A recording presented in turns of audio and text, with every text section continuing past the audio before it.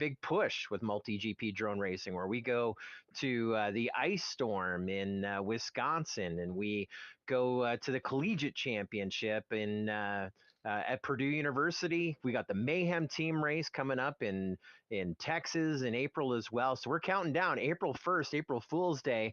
That's when we definitely need to be rocking and rolling. And that's going to inch us closer to the 2024 MultiGP season, pushing ourselves to crowning another champion, the 2024 MultiGP champion, who is getting the jersey in 2024. But there's so much. We're putting cart and horse. We need a course before you have a drone race. That's kind of one of the main things.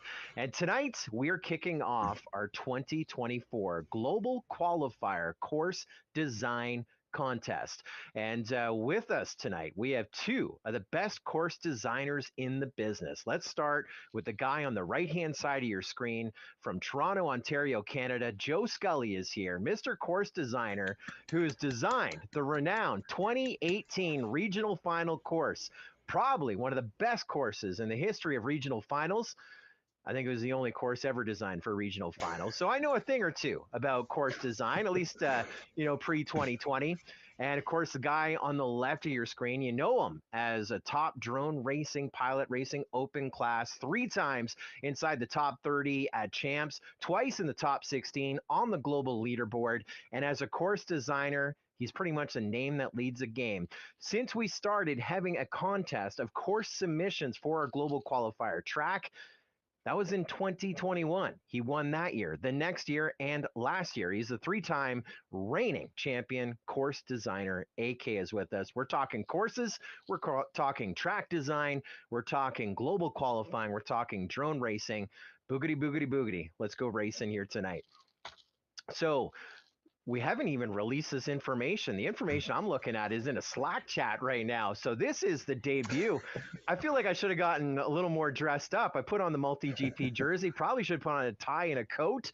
So this is the launch. What is happening, everybody? We're excited to have you with us on the MultiGP YouTube channel. We say hello to Matt King, Mayday Aerial, Lundy is with us, Double A, Borg Slayer, Eastern Shore Drone Racers as well. Hello and welcome. So do you have your pens ready? We are going to go over some dates. We'll summarize at the end. But today is February the 6th. We are just 8 days away from Valentine's Day. But in 10 days from tonight, we will open up the track submission contest. The Global Qualifier Course Submission Contest is starting in just 10 days from tonight. You're going to have 10 days to submit your design. I know many people are already trying to design their 2024 GQ track because you want the notoriety. You want to be able to see if you can unseat AK as the reigning 3-time GQ course designer. There have been 60 different people submitting like hundreds of tracks, and he's creme of the creme every year. Maybe this is your year. The contest opens in 10 days, and you have 10 days to submit. This year, we have 3 anonymous officials. They are going to take a 10-day period to review all the tracks. We're expecting double digits, triple digits of tracks. They are going to work their way and call the field. We have 3 judges, just like American Idol, just like The Voice, just like MultiGP Global Qualifier Track Submission Contest. We have 3 judges. Each of those 3 judges are going to pick their top 2. And as long as they don't all pick the same track, that means we open it up to the community on March 6th. We're getting closer to going green. March 6th, for a period of just under about 9 days, 10 days, the community will vote from the 6 called course designs.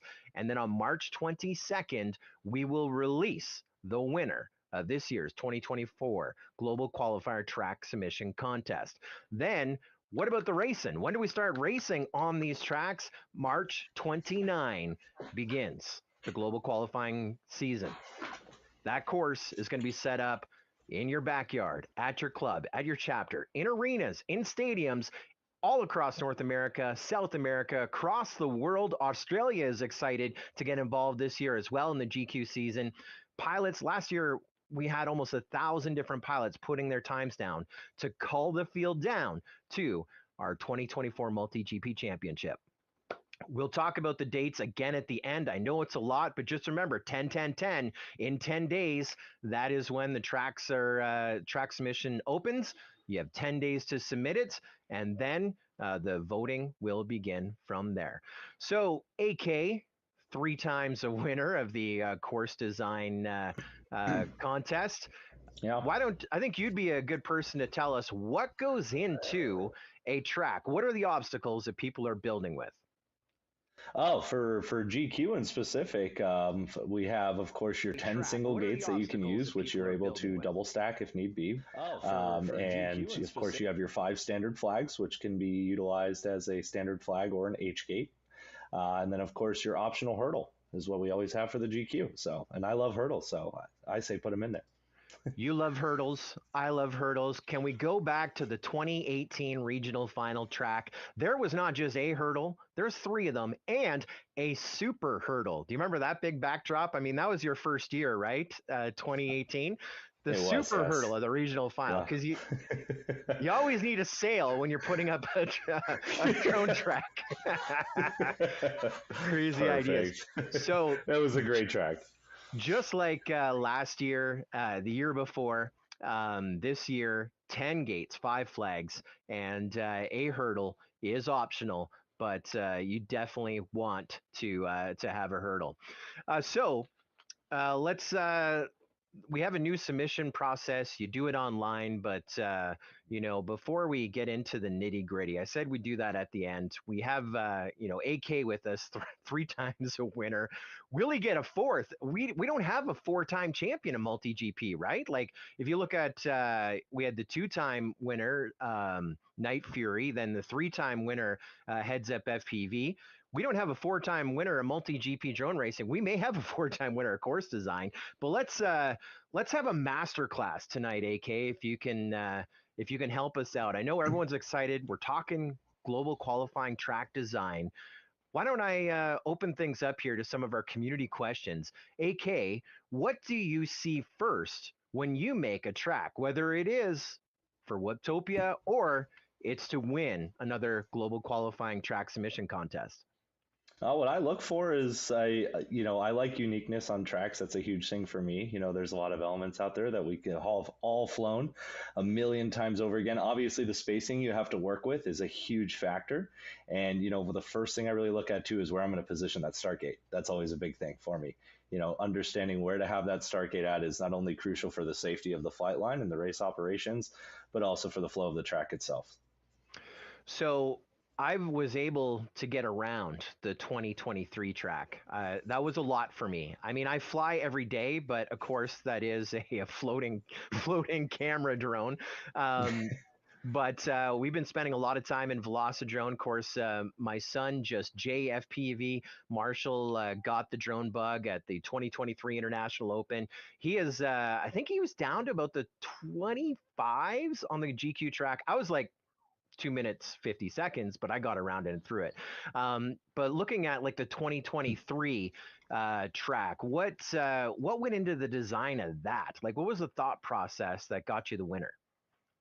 Well, first and foremost, we did do an inner circle kind of challenge between the track designers that were chosen. Neil Grower asked if everyone would be down to try to submit their track without using any double high gates, only single gates. So I was open to that challenge first and foremost. So that's, of course, why there was no double high gates in that track. There's a lot of things I look at when it comes to track design. Having proper elevation changes is a big one. Proper stick deflection changes, and this is all my opinion, of course, but proper stick deflection changes is a big deal as well. Knowing when to switch from left to right is a big thing. And then, of course, having a proper amount of left and right turns in every single track as well. No one wants to turn left the whole time. We don't want to get our NASCAR on. We want to be able to go at different directions, So, those are the main things that I look at myself, having proper flow, proper elevation changes, healthy left and rights, and of course, making sense when you are switching from left to right is a big deal. Well, of course, we're talking global qualifying tracks, but it's almost like every major event has to have an AK track. We were lucky enough to have 2 of your tracks selected at IO in 2023, the main stage track, and what was the other one? So the first World Cup track, there was 2 of them. It was not the one used for the finals day. So I believe it was the first track set up for World Cup. But you had 2 tracks, though. So I had the main stage, which was the FAI stage, right? Right. And then the World Cup, one of the two World Cups. Okay, so we're designing a track. Let's say we're trying to get a just any course. I mean, we have a lot of Mhm. chapter organizers with us here tonight, like my good buddy Lundy, who's always in the chat. He has a question. He wants to know boxers are brief. You got to wait to the end before we open it up to questions like that.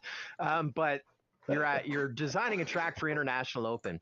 Does the amount of people racing dictate the type of track design you're going for, or what about skill level? And how would that change your design approach?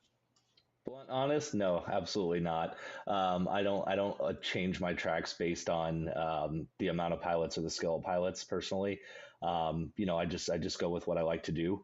My tracks are known to be technical, but I'm a firm believer if you're great at technical courses, you're going to be even better at more wide open tracks. So, no, the answer is definitely no. I don't adjust. All right, let me reach over here. 1 second. I should have scripted this. Uh, that was a lot of work for this prop. Okay.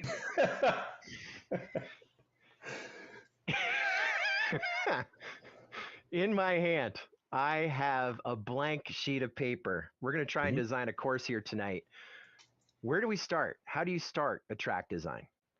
Start gate, always. Start gate. So, it kind of just depends on where you want to put it. But, I always like to try to make it closer to the flight line for simplicity's sake of race ops.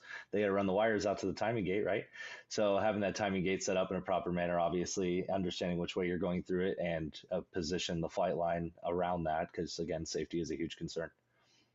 But the Yeah, start's the start 100%. gate. Do I want to go left or do I want to go right after the start gate? Do you flip a coin on that or just, For me, most times it's like, oh, I look at because I do draw out all my tracks on paper first. That is my process. I'll draw it out on paper and then I'll put it in Velocidrone, and then I'll fly it and I'll adjust it, and then that's how I go about it. But yeah, I mean, I'll look at my last design. And I'm like, okay, that start gate forced you to go left afterwards. We're gonna go right on this one, all right. just to mix it up. So that start gate, very important. You obviously don't want it on the opposite corner of the track from a tech end. It's a lot of Ethernet cable to run out there to that Yeah. timer. Is there anything else you'd suggest that we don't put in there when designing a track? Anything not to put in there when designing a Yeah, track? Oof. this is a community submitted question, so don't worry about the double negative. But proper stick deflection changes or elevation changes, things like pylons. Like, what are you trying to avoid when Yeah. designing So a track?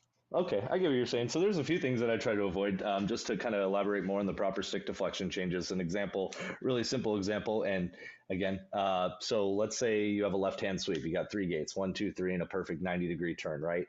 I personally don't think it's ideal to then exit with a right corkscrew out of that left-hand sweep for changing your stick deflection. So you're holding on the left-hand sweep, and then boom, you got to slap the sticks right, very hard and aggressively to do a right corkscrew thereafter. Yes, it's challenging, but it is tough because you're already in that left hand sweeping motion.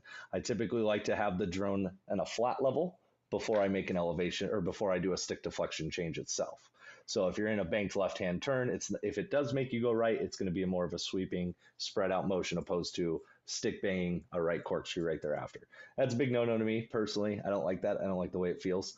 And most times it just causes a lot more destruction because the pre turn from a left sweep to a right corkscrew is going to be very difficult. So, um, elevation change is a big one too. It just depends, especially on the micro side of things. So you have a lot more elevation to work with on those. So I'll reference that. But I mean, I don't want to go from, 25 feet up in the air down to a gate right on the ground in the next 10 feet and then have to shoot back up, another 25 feet.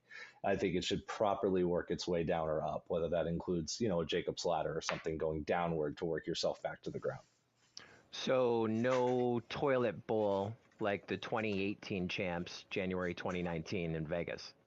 Oh no no no! The toilet bowl is perfectly fine. Toilet Okay. bowls. Wait! Hold on. I'm thinking. Are we talking about the flag wall that we're intended to launch over and do like a power loop maneuver into the dive gate? Yeah, let's talk about that. That's obviously That something one. to That avoid, one. right? Yeah, that was interesting. I remember when we were there, that's my first champs I was at, and I saw a pilot turn right out of the gate and squeeze right between the flags and the gate, and I'm like, genius, there we go. Because you're coming through a slurtle section, right, which is already hard. So you have your hurdles and your slaloming, already a difficult maneuver, a lot of fun. But then you're coming at the end of a slurtle very fast into a gate, and then you have, I don't know, 10, 15 feet for a wall of flags. It was challenging. It was challenging. So we all started turning right out. What'd you guys do? Added a flag there. Forced us. Couldn't let us turn out no more. So you got to go up. You got to go up. I Yeah. wouldn't say that that's an improper maneuver. It's a unique maneuver. It's challenging. That's for sure. Very challenging. And it was unique. So in terms of maybe we can look at main stage track versus a GQ track. Maybe they're the same. When designing a track, do you aim for a specific lap time? Absolutely. Yeah. Yeah. For GQ personally, I try to go for the longest lap time I can think of. I'm always trying to extend it as long as possible because the longer the lap time is, the more it's going to gap the pilots, in my opinion, as does a more technical track gaps pilots more than a wide open full throttle track. Absolutely. So are you trying to make it like a 4 lap track, a 3 lap track when you're looking at like the lap time? For GQ, of course, 3 laps. You got to take the battery into account, right? You got some robots out there that will fly so insanely fast that their pack times are 40, 45 seconds. So you got to keep that into account as well. You got to make sure that their gear is going to last. But I think it's really challenging to build a GQ track though that's going to cause someone to not be able to have battery for 3 laps. It's at the top. I think it'd be really challenging. But definitely on the bigger track side, absolutely. I'm a big fan of 3 lap racing. So finding that perfect balance of being able to do the full 3 laps to where people aren't fighting battery or maybe have to be a little strategic with it, but I'm a big fan of that. Oh, don't say be strategic with your battery. Hold on. We have nice people in the Slight chat bit, right now. slight bit. So you talked about sweeping lines. How do you make a sweep line up well and have the turn smooth afterwards? Good question. Simple geometry. So if you have a gate here and another gate here, you just want the distance from here to here to be the same. That's it. So if you take this gate and you have the farthest side of this gate, right? I go 10 feet this way, then I'm going to go 10 feet this way and put that other gate. That's perfect sweep every time, guaranteed. Really? Mm-hmm. Even what about if your speed is like if it's at the end of a straightaway, that's isn't that going to affect it? You don't think speed would affect it in that situation? It definitely would. So in that instance, I would maybe go 30 feet by 30 feet on the gapping, right? I Ah, wouldn't have it as I wouldn't have just it as make it. tight, but basically whatever you go off of it Ah, one direction, go the same the other direction on a 90 degree, and it'll guarantee it's a perfect sweeping motion every time.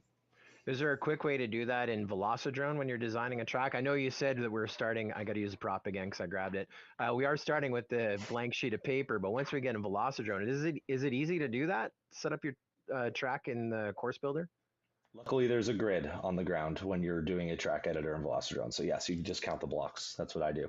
So if I purposely put a gate on right at a cross point, right on the edge of it, and if I'm creating a sweep, I'll just count the blocks over. Whether that's 2 by 2, 3 by 3, 4 by 4, so on and so forth. So obviously with the GQ, it's the 10 gates, 5 flags, maybe a hurdle, maybe not. But when you're designing a larger course, how do you decide on what elements to use? Oh, larger courses. I mean, the world is your oyster, right? No, but it's tough. It really just depends, especially if it's like a local chapter thing. We're obviously subjective to what we have gate wise, right? I don't have, Min Chan cubes. I don't have towers. I don't have stuff like that. So you got to obviously what you have to work with. The nice thing about MultiGP though is you guys like a good challenge and you're always willing to build just about anything that is imaginable within means, of course.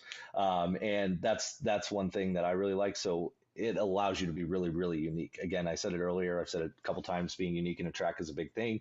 Everyone's done a right Jacob's ladder, left Jacob's ladder, but to a prime example is the double tower or triple tower, excuse me, at Champs. I don't remember. I think it was 2020. Could be 2021. Could be 20. It was Grower's track, but we went through the top of it. We entered the third cube, launched out the top, did a right split ass through the middle of the cube, left 270 down under the cube. Really unique. That's not something you've ever seen before.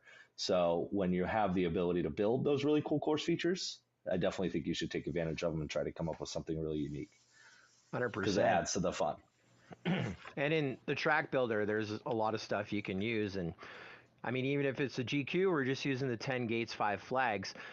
You talked about a sweeper 10 foot one way, 10 foot the other. It's going to make a perfect turn or make it square, if it's 30-30. Hmm. But the other gates, instead of just throwing them down on the paper there, how do you determine the distance from gate to gate when building the overall layout? Oh, determine distance from gate to gate. See, that's something that I'm gonna just admit that I fail on. I don't measure anything. I measure nothing in any of my track designs ever. I really don't. I've had a lot of people say, "Hey, can I get the measurements for like the Whooptopia track?" I'm like, that's just me just freestyling it. Like I just set them where I think they should go, and that's where it goes. Well, when it I mean, I comes do measure like on the whole sweep thing that I was place where we explaining, go like that theory that to I have the behind it. ice I storm. still do that, but for the most part, it's just based on feel.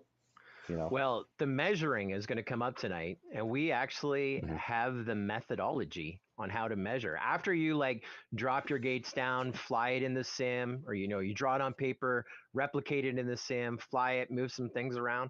We actually have like a master class on that we're going to be able to point you to here tonight. So yeah, you're going to learn something today. I like it. I'm in for it. And that's the nice thing is I've been blessed by having you guys do the work. Or not say you guys, but Mark. Mark Two Dog. He puts in a lot of work for the GQ season. So I'll send it to him and he'll ask, "Did you intend this to be 15 feet?" And I'm like, "I don't know, Mark. I put it where I think it's gonna work."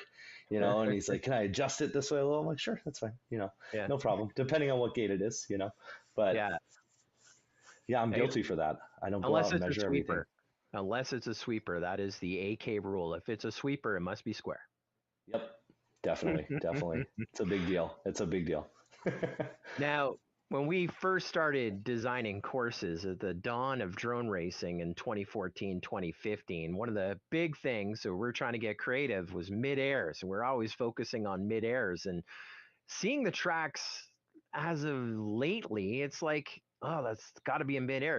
And you go an entire event long and you don't see any. How do you avoid potential mid-air collisions when designing tracks? That's a good question. That's a really good question. I just imagine the line in my head from all skill levels. Obviously, some people are going to be tighter, some are going to be wider. You got to take that into account. Sometimes it's inevitable, like on the entirety of the track, but there is definitely ways you can go about it to try to prevent it. It's just imagining the line. Okay, if I set this gate here and we're coming over this hurdle and coming to this gate, here's going to be this line. What area do I have? Where can I head this pilot from here to prevent them crossing that specific area? Some people say mid-airs are myths. I'm not a believer in that. Uh, I've mid-aired plenty of times in my life. Uh, no, but I think it's important to definitely prevent mid-airs. It is crucial, especially in GQ, because we're fighting the time here. No one's racing against each other. We're just racing against the clock and the clock only. So, hitting each other is not ideal. It's going to happen, especially when you're, lap traffic or passing each other. But there's nothing worse than when you're mid-lap and you hit someone and they're on a completely different element than you are. So it's important to take that into account. So for me, it's just envisioning the line, seeing where it would go. Obviously you can't prevent someone from coming through a gate and 20 feet, they got to go through another one. They hop up, and cause a mid-air. It's going to happen. But in the event that they stayed on their line, intended line, it's not going to happen. So. Well, there's three people Or that shouldn't. disagree with you. Wreck Adventures, Limon, and Shame say cross-traffic mid-airs are a myth. I mean, if you ever watch those car races, they do figure eight racing, like they never hit. So why would drones hit? I mean, Yeah. they're not even just racing on one plane; they can go up and down. Yeah. So Yeah. I think mid-airs are a myth. Why was that question even submitted? Oh, Uh, that's funny. So we talked about a wall of flags. We talked about a toilet bowl. What's your Mhm. favorite? Oh, we talked about Growers Cube from the, I believe, like you said, So cool. 2020 champs. What is your favorite track element? Favorite track element. I like the I've heard of it referenced as the chicane. It was on one of my tracks at IO last year, as well as was at the Ice Storm track in 2023, where you have the gate and then the hurdle along it, and then the gate on the other side of it. So it's like forcing you to. There's a few maneuvers. Some people hop over and just go. Some will do a corkscrew maneuver. Some will kind of do a spin around. And that element in specific, I think, is really rewarding. It's a newer element into drone racing. It hasn't been around too long, but it has been. I've been seeing it pop up more and more used in tracks, and it's just one of those elements that when you hit it, especially really well, it just feels good. And those are the elements I love. So like for me, like if I fly a track, I go somewhere and race someone else's track, or whether it's a whoop night, I let different pilots design tracks here on our whoop nights every Thursday. There's like 4 of us that design tracks total. And, sometimes I'll fly a specific section and it just feels so good. I have a little notepad that I, that I put these sections in. So it's like, okay, this is how the gates were and this is the order of we went through them. And then I kind of just like put that aside. It's like my arsenal, if you will, for track design. It's like, I know this feels really good and this is a cool section. So you carry that notebook with you everywhere you go? Yeah, for the most part, it's in my car. Wow. Well, I mean, there's a lot of truth to it. I mean, I'm a little more of a high tech redneck. I use Evernote because you can search Okay, it. Yeah, I've always got the phone in the hand, right? But yeah, that's true. writing down those ideas, and then you with Evernote or Google Sheet, you'd be able to search it. You're like, cube, and you'd be able to maybe grower cube, you'd be able to search it, and you'd see that the correct year, according to Colin Jones, which I believe is a sloth, was 2021. It would have been the 21, first yeah. year at the ranch. Yeah, Okay, that's right. that's a long time ago, bud. We're not judging. Like it's okay. So what is it? So six champs under my belt now, and Yeah, yeah, after a while they kind of just start to blend in. But yeah, it certainly does. Yeah, I agreed with you. I'm like, yeah, 2020 champs. But that was one I did remote, so I only saw it on my computer screen. So I was just oh, nodding that's along. right. I was nodding along That's for the right. ride on that one. Oh, Colin Jones' sloth is that. That's right. Yes. Yeah. So here's a Velocidrone type question. Do you use bigger gates for your quicker angle turnarounds and smaller gates for your straightaways? I think that's a perception of many of your tracks in the sim. Ooh. I don't really, I mean, a lot of my sim tracks, I don't really play around a whole lot with different size gates, to be honest Make a with note. you. Make a note. Yeah, I really don't. I mean, sure, you might have a circle or square gate, but like, I mean, a lot of the tracks that I build, I make one gate to the size and I just copy paste that gate throughout and build my track. But in the event that I work, because I definitely have before, I'm actually quite opposite. I think bigger gates are more ideal in faster sections and smaller gates are more ideal in tight technical sections. Because the impact's going to be much greater on a faster section, of course, Velocidrone, so you're not breaking the wallet. But, if you put it in perspective in real life, it definitely can, put a damper. I would not like to fly through a small gate that I'm coming in for 120 feet straight into. Well, there's always 2024 champs. There is. Let's see one. You can have the joke. The 8-inch Joker gate. No, don't do that, please. um, so, what is your thought process for developing flow on a course? Really, it goes back to what I kind of said earlier. Its main big factors is having left and right turns and a healthy mix of each of them. You don't want to, obviously it's inevitable. Sometimes it'll be a little bit more, but personally, drives me a little nuts when I fly a track and I turn left for 30 seconds and then turn right for 5, and then that's it the whole time. So having those healthy left and rights is definitely a huge deal. And knowing when to, again, make those stick deflection changes from left to right is a big deal. Elevation changes, again, very big deal for me.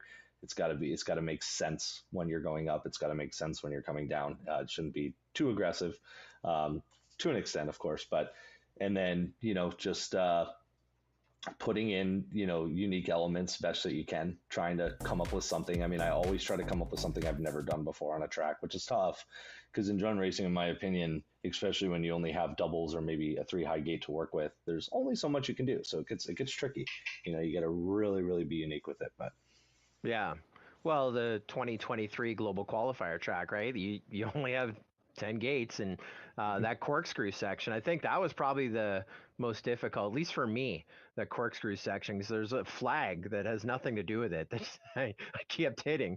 But yeah, you got to be Oh, creative, right? You got to, how do you put mhm. them in order to create an element out of what you have? So that was a community submitted question.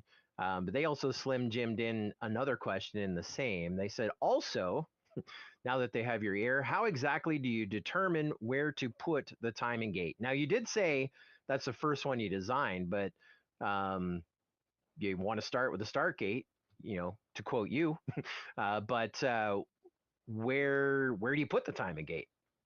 Yeah, again, as mentioned earlier, I'm going to put it in a position that's typically closer to the flight line, closer to the race ops. That's a big deal. And then at that point, I like to make sure that it's safe for the flight line and the race ops, especially if you don't have netting. I know we should all have netting, but some races don't. So, not having that netting, making sure the safety of the pilots is a big deal. But I mean, I'm not going to put a timing gate or a start gate in the middle of a track because then you run the risk of missed triggers. I always want it far away from everything, right? Farthest it possibly really can be so that you don't run into that issue of missed triggers. And then same thing, when you finish a track, typically you're going to land in a landing area, which is most times right after the start gate. I don't want to walk all the way across the field to go redeem my quad. It just got to walk to the right or to the left to pick it up. So having it close to the flight line in a safe manner, of course, and, easier for your race director for running their, like you said, Ethernet cable. So. Right.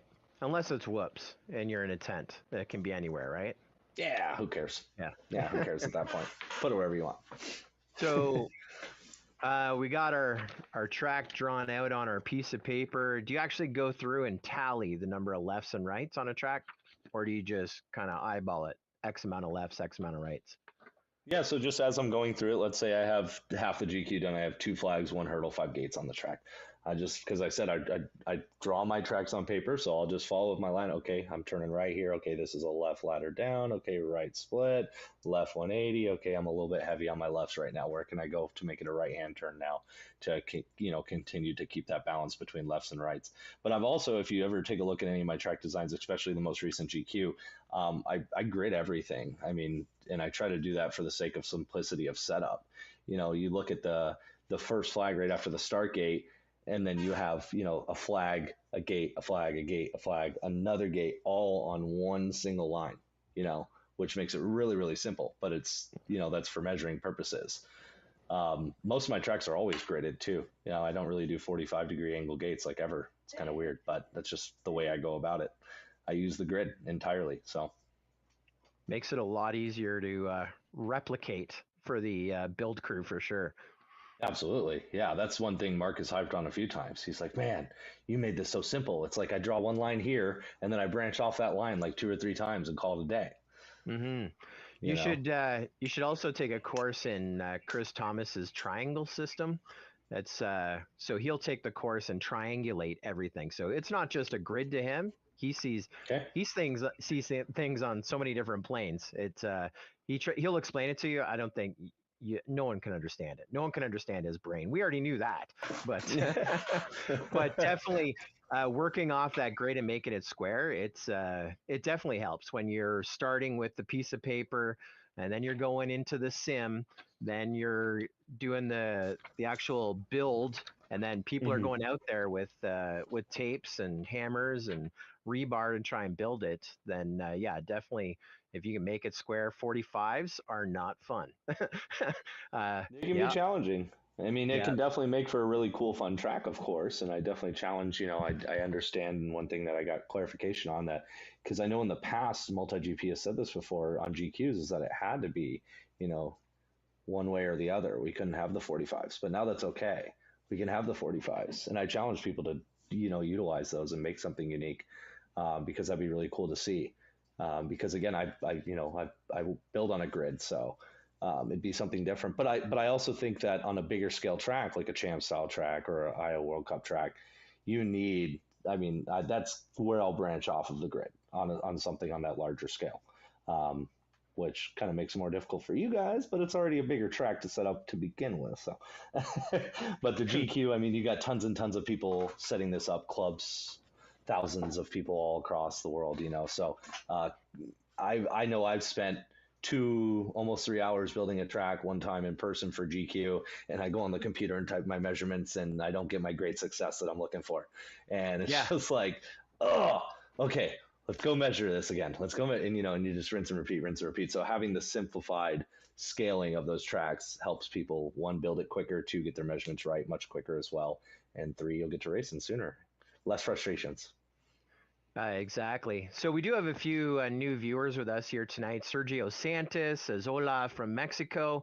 Hasn't built a drone yet, but he's going all in this year. He's looking for a mentor to help him out to get into flying. But of course, MultiGP is by pilots for pilots. And I think the heart and soul of the organization are those chapter organizers, the ones that set up the tracks. And what AK was referring to is the global qualifying track is set up by every one of those chapters that is hosting a global qualifier over the year. Last year it was over 200 global qualifiers are set up. Over 200 times this track was set up, probably by about 100 different people holding the map and pointing other volunteers in that direction. But it's a standardized track. Everyone races on that track. Leaderboard bashes. They can, depending on most events, they get 10 attempts. If they don't rank high enough, they can go to the next one. They rank high enough, they can go to another global qualifier to keep bettering that time to try and make it in the top 150 for pro, or rank beyond that for sport class invitation to our championship.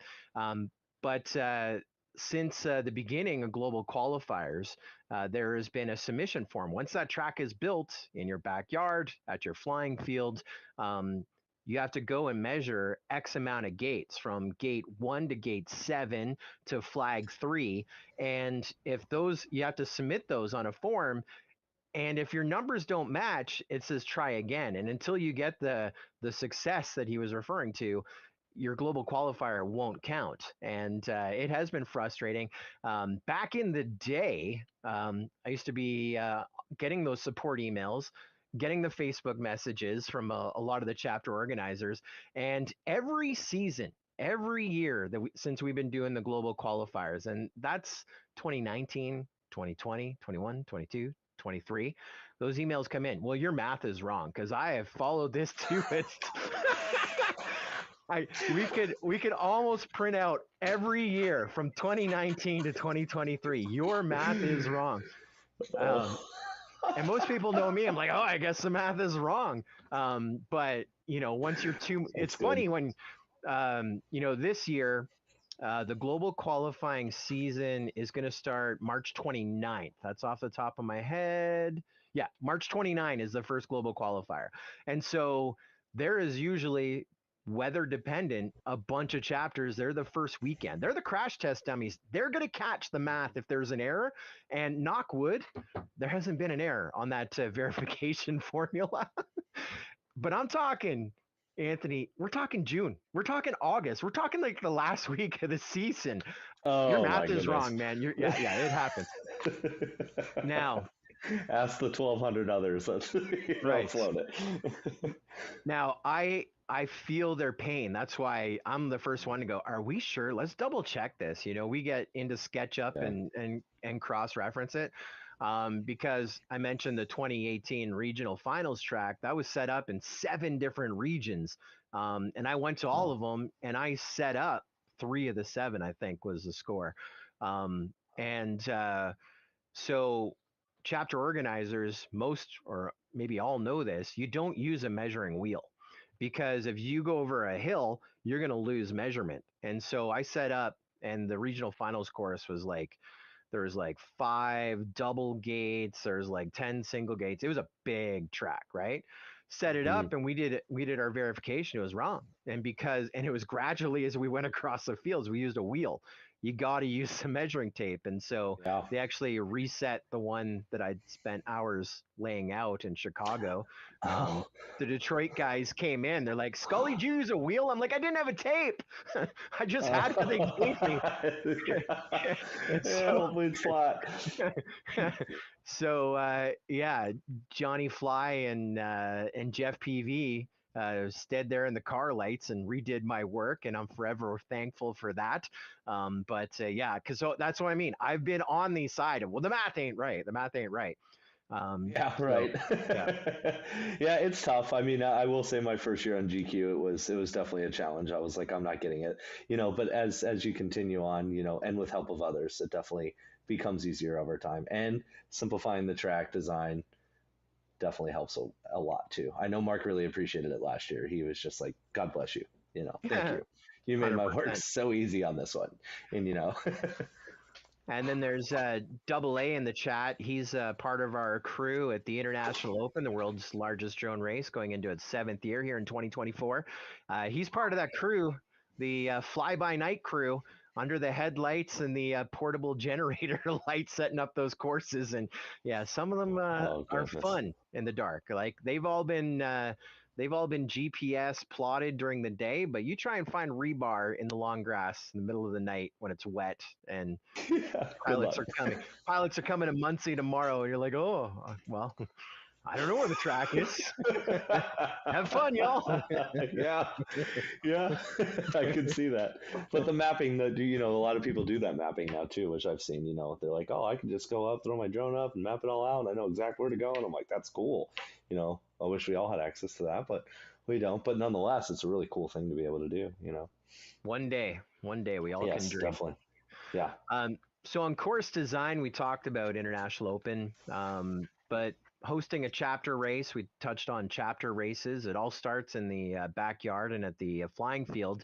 When you're designing a course for your chapter, um, how do you design something that you think is going to be fun for beginners? I mean, that's who we really want showing up at our regular chapter races and some of our GQs, and a track that also, you'll get a high five from those more advanced pilots that have been at the game a while. That's a good question. So if I'm definitely taking, the newer guys into account, which we definitely should, we want them to return. We want everyone to have a really good time and then say, that was the best time of my life. I'll definitely be here next month for your race. So taking them into account is a big deal. Biggest complaint I get from new guys is dive gates. All the new guys don't like dive gates. Those are hard. But in my personal track designing, when it comes to adhering to the newer guys, I try to just space things out a little bit more, meaning it allows them to blow a turnout and not hit another gate that's in another section of the track. Allows them to go off of line and have enough time to correct and get back online. Whereas it still creates fun for the fast guys, because they're still going to shred through it as fast as they can either way. But it gives those newer guys just like, it really builds them up too, which is always exciting to see. But just really spacing it out. I mean, that's probably my biggest suggestion. You don't have to necessarily not put in technical sections, but if you're going to go from one section to another, you don't want it to be 5 feet away, like something you'll see in a Minchan video. Minchan's tracks are like 80 gates in a GQ section area. It's crazy. But a new guy takes one of those turns, he's going to hit a gate and then fly off, and then he's not going to know where to go, and it gets frustrating. So yeah, just really spacing things out. You really don't have to back off on the technicality, in my opinion, but spacing things out really makes a big difference. Sure enough. You mentioned the dive gates for beginners, and yeah, I've had some issues with those, but it was like corkscrew. Having to go inverted was one of my beginner struggles, but I can definitely see how dive gates is something, as you're starting to get into racing, you should definitely be practicing, because they're pretty popular and they are pretty difficult. Like, how many times I've gone up at a dive gate and just kind of closed my eyes, almost disarmed because, Yeah. Jesus, take the sticks. We're going to try and get through this dive gate. I don't know if I'm Right. going to get through. Yeah, it's tough, but something as a beginner should definitely get into practicing, because you're going to see one. Maybe not at the global qualifier, but the global qualifier, that's to get you to champs, whether it's the sport class Mm-hmm. positions 151 and onwards, or the pro top 150, right? So you're going to see all those dive gates. You might as well get doing them. Yeah, Try and not to avoid them. another thing that we like to do too, with the dive gates, because I love dive gates personally. I'm a big fan of them, so I like having them on our tracks at our local races. But and the newer guys that do come, they're like, there's a dive gate, so we actually give them an option now. And obviously, this wouldn't work on like a champion scale or a global qualifier scale, but it's cool for local pilots to still be able to have that technicality aspect for the top guys. We allow them to go beyond the gate, so if you're diving into it, you can split us over the dive gate, pass beyond it, and just shoot through underneath it and exit out the way you were intended to do. We allow them that option. That way, they're not getting frustrated because they can never, continue to fly after the start gate or after the dive gate, excuse me. Obviously, it's a longer line, so it's only hurting themselves by having to fly that longer line, adding time. But it gives them the opportunity or option, if you will, to, okay, I'm going to go for the dive this time. And they completely break a drone and they're like, screw the dive. And then the next time they go up, they're like, I'm just going to go past it, Mhm. instead of being forced to do it. So And I think that helps adhere to all skills because that's always, again, the biggest complaint I get. Corkscrews, though, were a challenge when they first came out. First time corkscrews became a thing, they're tough. You see a lot of pilots kind of spin around them, though, so they don't have to do that inverted motion, too. So that's always an option. 100%. But that dive gate, you can't spin around it. No, you have to commit. Yeah. In it to win it. Yeah, absolutely. So on Tiny Whoop racing, I just have so many memories. I see this other community submitted question here, and I just think of my good buddy Jesse P.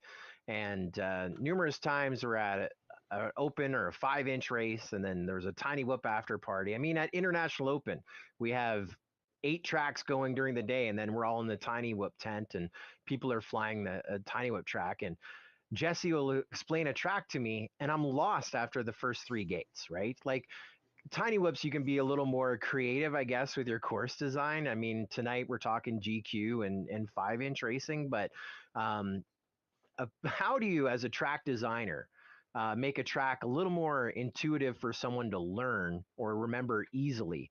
Aside from just setting cones down, how can you design a course that you think beginner and even advanced pilots can pick up a little easier? Yeah, that's honestly a really tough one because yeah, I can design a track that's going to be very obvious as to, oh, when I'm out of this gate, I know I'm going there, and out of this gate, I know I'm going there. But in my opinion, it just becomes to a point where it's like a stagnant track. Being able, like Skittles, FPV Skittles, he always gives me a hard time because every time I use a 3 high ladder, I never use it as a ladder. Like, it's go through the top gate and go over there and do something and then come back, and then you go through the middle gate, go over there, and then come back through the bottom gate. But in my opinion, that allows you to really utilize your use of space, again, falling back on trying to create a longer lap time, especially on DQ, by doing stuff like that, which is really unique. But downfall, it's confusing. I get that all the time, especially at our Thursday night races. I do a track walkthrough and they're just like, are you kidding me? I was like, it'll make sense once you start flying it. Like, once you find the line, I promise you're going to love it. And they always do. They're always like, oh, it's so great now that I know which way to go, So, if it is going to be a difficult track, I suggest putting it on Velocidrome first for people to go play it. That's going to be your best tool right there to learn a track, or watch videos of someone else flying it. Have some type of preparation if you can. And that's what a lot of races do. You guys do that, you put them out on Velocidrome prior to most of the tracks, and people show up and they know which way to go, so, and but it's tough, it really is tough. I'm guilty of that. I don't design simple tracks. I design very confusing tracks most times. But yeah, definitely releasing in the sim is a big tool. I mean, there was a time you would go to a drone race and you get your 3 qualifiers. We're talking major drone races. You bought a plane ticket to go to it. You got your 3 qualifiers. You didn't make the cut. You're done.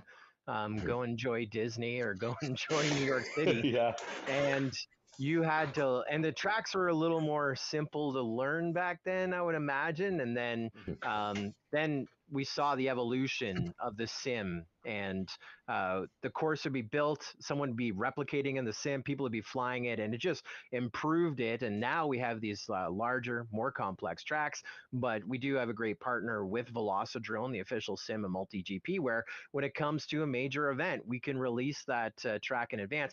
Now, when we have like the ZippyQ system, we have more reliable FPV systems with HD0. Now you're getting what, 10, 12 packs a day with 70 pilots at champs.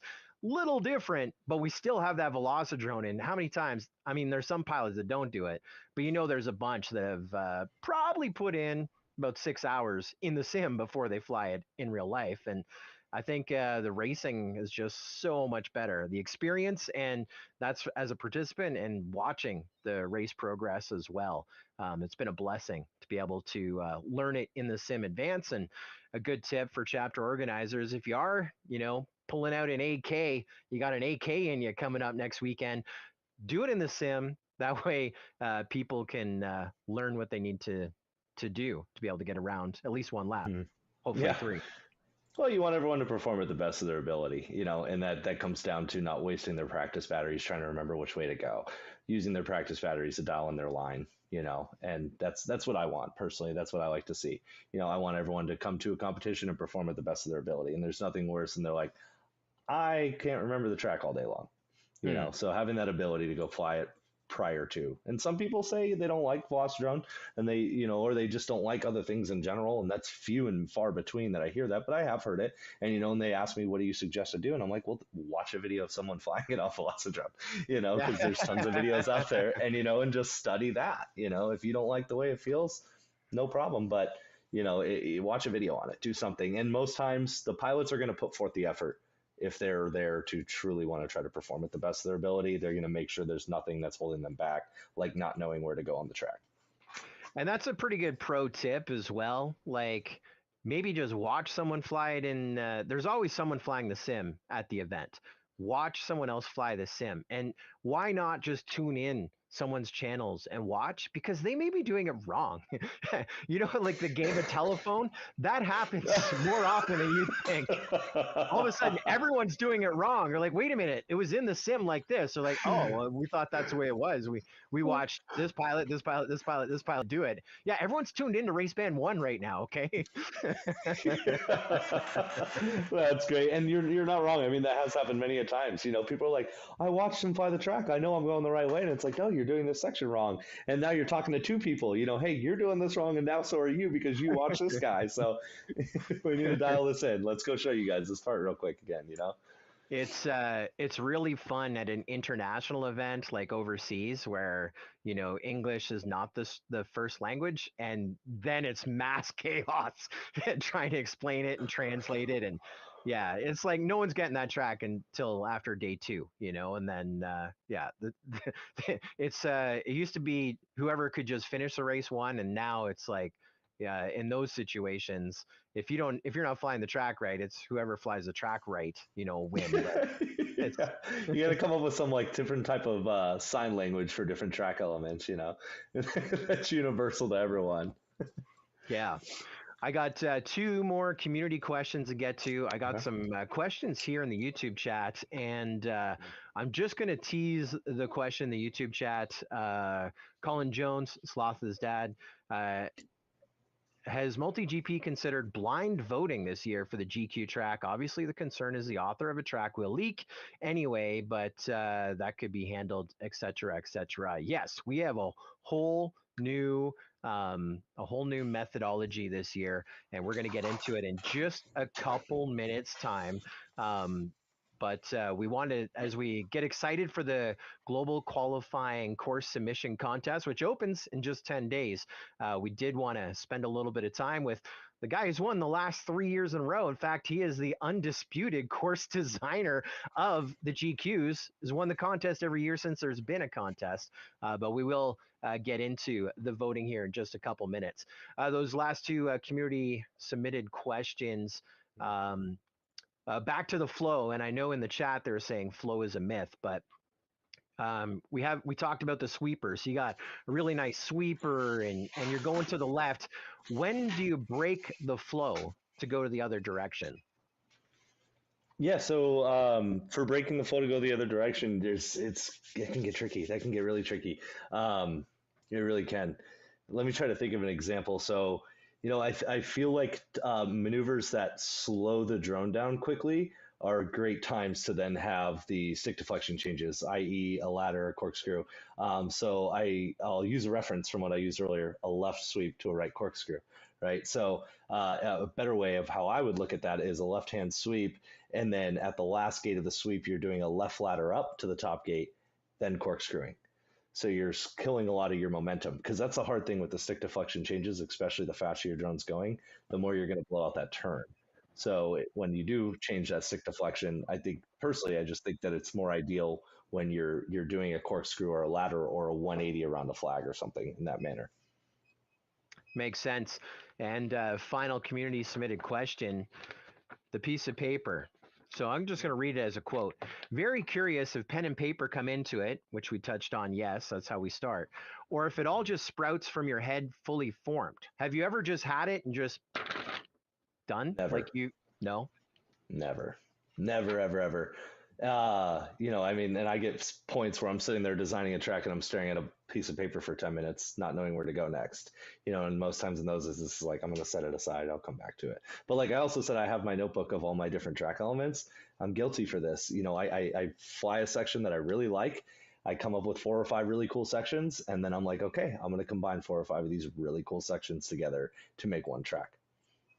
There's a And then lot. from there, it's just figuring out how to make it work. Obviously, there's a lot that goes into it, but you got it dialed in 3 times. Our global qualifying track course submission champion, course designer, AK. Thank you so much for all that insight. And, best of luck here in 2024 for a 4th-peat of track design. Can you imagine that? We haven't had a 4-time winner. You could be the first, man. I mean, definitely, I think you've developed a lot more appreciation from others. Again, I totally know what you're talking about as the course designer of the 2018 regional finals, probably one of the best regional finals tracks ever. But I know a lot The of the best. chapter organizers there's a lot of thought that goes into it. And I think one of the greatest comedians of all time is Jerry Seinfeld, and he is constantly in that notebook writing down the concept. Once he has the concept, then he starts writing his jokes. They turn out word for word from the paper when he delivers it. That's the just you look at the billionaire Jerry Seinfeld, the best stand-up comedian there is, and you just heard who does the same thing as a course designer. AK is taking those notes. He's flying his event, someone else's event. He sees an event, and a lot of thought goes into it. It's been very educational. Yeah, no, I appreciate you guys having me on here with you guys to chat about it and chop it up a little bit. So it's been fun. Well, now for the real fun part, AK, we are going to go through how do people submit a track. There are some new changes this year for the voting, the submission process, and how fun is it? We're going to share my screen here, and we're going to do this together. This is going to be fun. Remember, track submissions start in 10 days. February 16, you have 10 days to submit your track. So pull out that notepad. You got to start writing down those ideas, those concepts. You got 10 days until I believe this form that is on our screen right now is even a thing. I think this is hidden. Like, I think I'm in the behind the scenes. So during the 10-day period, February 16 to February 26, you are going to design your track. You're going to submit your track to MultiGP at the official website of Drone Racing Worldwide, multigp.com. Now, we've done some redesign of the website. As you can see up on the top here, people are like, how do you find anything on the website? Well, it's just like those people that are submitting I think your measurements are wrong on our verification system. It's very simple, bud. At the very top, it says tracks. You're going to go to this tracks tab on the very top, and under tracks, you're going to be able to submit your track. Now, if you go to tracks, I'm going to hit this. I'm probably going to break it. Right now, if you go to tracks, I didn't break it. This is a win. You can actually see some of the more notorious tracks. Look at these. The 3 winning GQ tracks right there on the left-hand side, 2021, 2022, 2023. You can see it flown IRL in real life, the FPV feeds or a live stream feed. You can see a Velocidrone fly through. You can get the measurements right now. And this is for anyone and everyone. This part is live right now. You can see, look, the Whooptopia track. AK, is this just your website? Like, am I on your blog right now? How'd you guys get that? No, I'm just kidding. There's the Mayhem track from last year. NM Growers submitted that. Hyper did the Collegiate Championship track. There's the 2023 MultiGP Champs track that was designed by my good buddy SFPV. Tried to make it to Champs and had a little airline issue. Wasn't able to attend, but his track was there. Then we got some IO tracks. There's a ton of tracks from major MultiGP events, and also chapter organizers are able to submit their tracks if they have a good one for the community to see, to fly in the sim, and also to set up and fly IRL, whether it's again, one of our official tracks, a global qualifier track, MultiGP Champs track, maybe the 2024 LATAM track, the LATAM Championship track designed by Gunther. It's in this track list right now.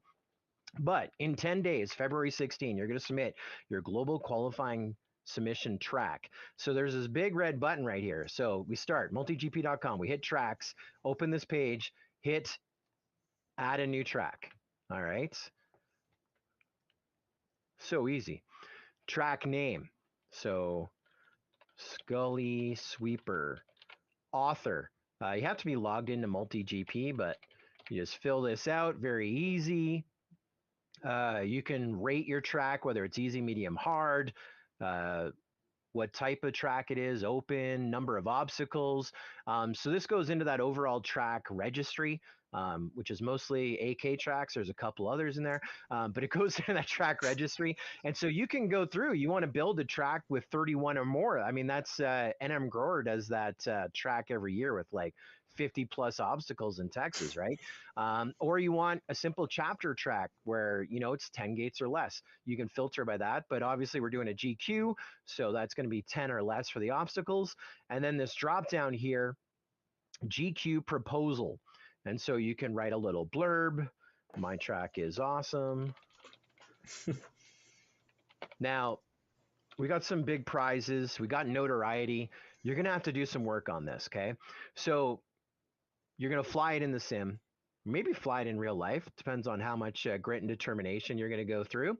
You put the YouTube drink, I'm ready for a drink, YouTube link in there, then the Velocidrone name in there so that people can link to it. The judges, in the judges selection period to be able to watch it on YouTube. They'll be able to fly it in Velocidrone, find it in Velocidrone.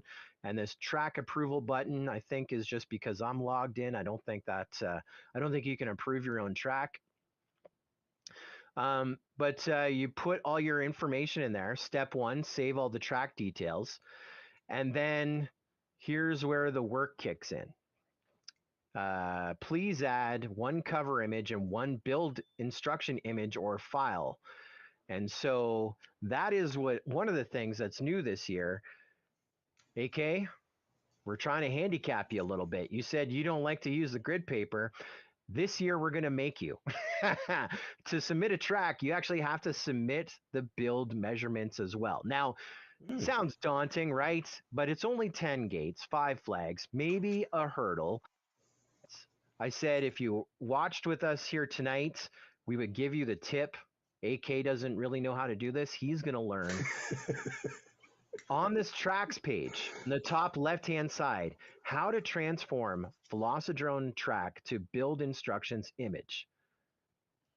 It's right there. And because we all watch Bardwall videos. This is Mark, 2Dog RC. I'm going to show you how I take a Velocidrone track. 15 minutes long. It's step by step. I'm going to come back over here. Step. I'm glad none of my embarrassing likes on YouTube are coming up on the right-hand side. But 2Dog, Mark, walks you through how to go from Velocidrone into your SketchUp file. It's right there. So it sounds daunting, but how many quads have you built while watching a video? AK, probably tons, right? All the time. Yeah, you got to have something on in the background. Videos are always rolling when I'm building. So now you can do your course build drawing in SketchUp, and he does it from start to scratch and a tutorial in under 15 minutes. So I don't know how to do it. I don't know how to do it. So again, before the emails come in, how do I do it again? MultiGP.com. Go to the tracks tab, add new track. And for the build instructions image, it's all right there in the top left-hand side. And the gates, remember you got 5 flags, 10 gates, maybe a hurdle. We already have them in SketchUp for you. Like, it's already almost done. Just do what you do in the Velocidrone track editor. It's actually easier in SketchUp. We have the SketchUp file to start with you. That's all right there. And again, the track submission contest, the submission period opens up February 16. That's 10 days from now. You have 10 days to do it. And I don't think there's a limit either. You can drop as many tracks in for the submission. Now, 10 days from now, the submission period opens. 10 days from there, it closes. Then we have the judges selection. So 100 plus tracks last year. You know it's going to be more this year. The GQ is just growing each and every year, the global qualifying season. The judges selection will be from February 26th the end of the submission period, to March the 6th. Not the beginning of spring yet, but March 6th. Our 3 anonymous judges will be looking at all the tracks. Now, what they receive, the Velocidrone name, the YouTube link, the track submission powered by MultiGP, they don't see who designed it. So I know there was a question there in the chat about, everyone's going to pick so-and-so based on, notoriety or whatnot. The judges culling all the tracks down to the final number. It's all anonymous. 3 judges, anonymous judges, they're going to pick their 2 favorite tracks. And that is going to take us down to 6 tracks for the community voting period. Still in the beginning of March 6 to 15. We'll be sending it out on email, Facebook. The word will be out there for the community voting period. Takes us to mid-March. Then it closes. We release the track March 22nd. So everyone will have the build notes. They'll know how to build it. They can set it up. They can start flying it. And the 2024 MultiGP Global Qualifying Season begins March 29th this year. March 29th. And chapter organizers, you'll have the build notes a week in advance, but don't forget, there are rules to hosting a global qualifier. We invite all of our tier 3, tier 2, tier 1 chapters worldwide to host as many GQs as they are allowed. Some get 2, some only get 1. Host your GQ. But if you want to go live on launch date March 29, you're going to have to book your GQ prior to March 19th, 10 days prior. So March 29 is when the season starts, and we'll begin ranking pilots globally for the 2024 MultiGP Global Qualifying Season, which of course culminates into our 2024 MultiGP Championship in the fall in the South, where someone is getting a jersey. There'll be over $10,000 in cash awarded. It's a big journey, and it's all going to start February 16th with the beginning of the submission period for the global qualifying track. So how many ideas are in that book, AK? Currently, there's quite a bit right now. I've been asked to design quite a lot of tracks. I just designed the United Kingdom Whoop Championship track for them. Submitted that over to them. They're going to be racing that, I believe, at the end of February.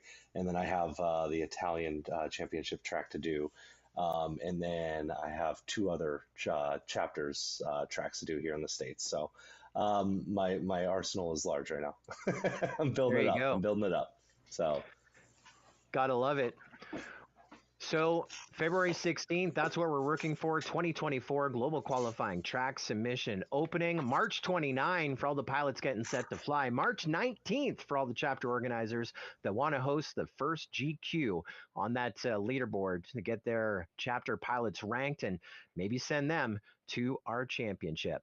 Well, thanks a bunch, AK. Learned a lot, had a lot of fun, and can definitely see that it was no fluke when you won the global qualifying submission contest in 2021. And it was no coincidence that you won it in 2022. And well, it was in the writing to get a three-peat in 2023. We certainly appreciate you giving us the notes and the master class on course design here tonight.